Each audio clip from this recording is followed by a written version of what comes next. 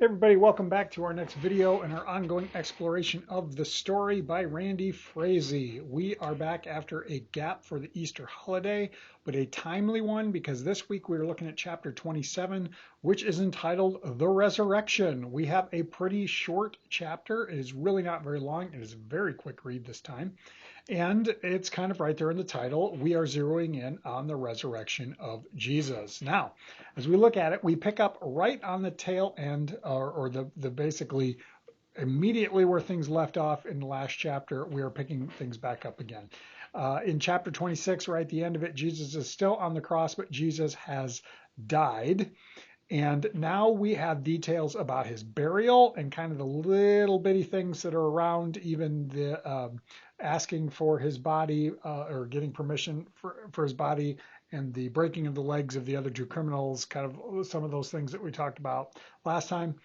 We have a brief portion of activity that happens during the period when Jesus is dead. Really seems to be opposition towards staging his resurrection, seems to be the basis for that. And then we have a bunch of resurrection appearances. We have some on the day of the resurrection itself, several different events. We have some the night of the resurrection, so later on that evening, and we have a week later.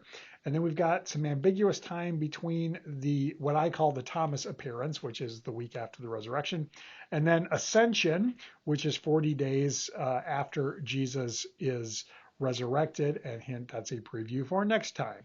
So that's kind of what we have in terms of this brief chapter. Once again, we have a mixture, aka a harmonization of the four gospel accounts. John features the most heavily, mainly because John has the most information. Matthew and Luke both have significant portions, but we only get one tiny little paragraph from Mark, which is the feature of the three women on the way to the tomb asking, how will we get in there because of that pesky stone? Interestingly enough, that's from our gospel from last Sunday, and the stuff dealing with Thomas is our gospel for this coming Sunday, interestingly enough. Good timing. But coming back to Mark, it's understandable that Mark is not featured very much because it is so short and there's not a whole lot of detail. And there is, of course, that abrupt ending. If you were in worship on Sunday, we talked about it. So Mark's in there just a tiny little bit, and the other three gospels are featured more heavily. Now, it's worth reiterating. I know I've said this before, and I will probably say it again at some point, but whenever we have harmonization, as we have seen in several different stories in some of our previous chapters, I think it's worth noting that Frazee does do a pretty good job of it in the way that he takes portions and kind of places them in something of a chronological order. But always remember, when we have situations like this, it's always worth mentioning that the different gospels feature different details, and it's important to study those in their entirety.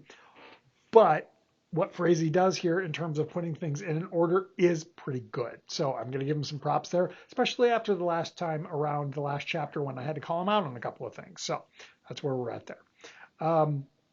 Featured within the chapter and within the various resurrection accounts, we have individuals including Joseph of Arimathea and Nicodemus. They are both involved in the burial of Jesus, and it's important also that we point them out. So Joseph of Arimathea, we don't know a ton about him other than he's a man of means. And then we have Nicodemus, who we hear about at three different points throughout the course of John's gospel, one of which we zeroed in on a few chapters ago.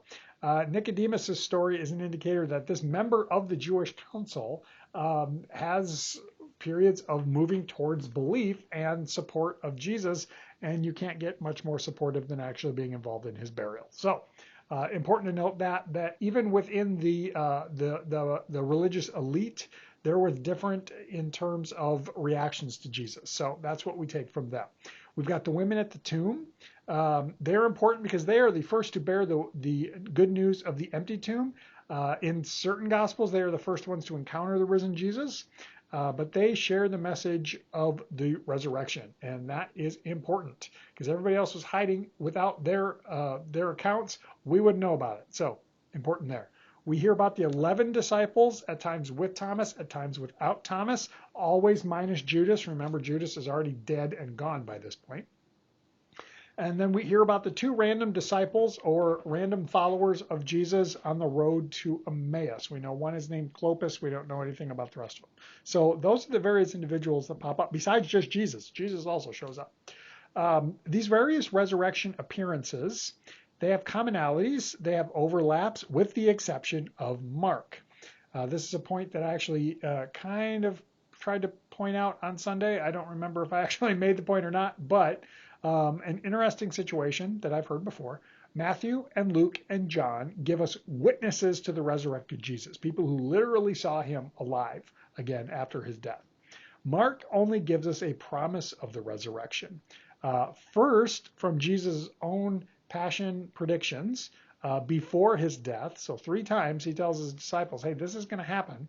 And then the promise from the angel. So Matthew, Luke, John, witnesses of the resurrection. Mark, promise of the resurrection, which I kind of dig. I think that's kind of cool.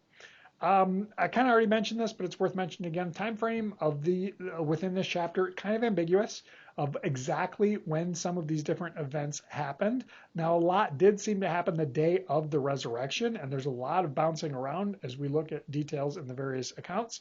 But they're also spread throughout the 40 days after the resurrection until the ascension of Jesus.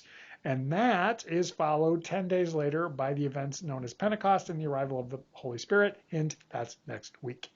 So that's kind of everything that I have for this chapter. Again, it's pretty brief. There is a lot in there. The resurrection appearances are important and good and worth taking a look at. But I really don't have much to go about other than what I've already said about harmonization. That being said, I want to look at calendar stuff. So we have 4 chapters left after this week, after this particular one. And as we are looking forward, timing-wise, that's working out really, really well, because that will pretty much take us into the first week or the first Sunday of May. And that is when education is wrapping up for the program year here at the church. So it's all working out pretty nicely. We'll continue through 1 chapter at a time. Again, next week, we're going to kind of be looking at the Acts of the Apostles. And then we'll be moving into things in around Paul, the Apostle Paul.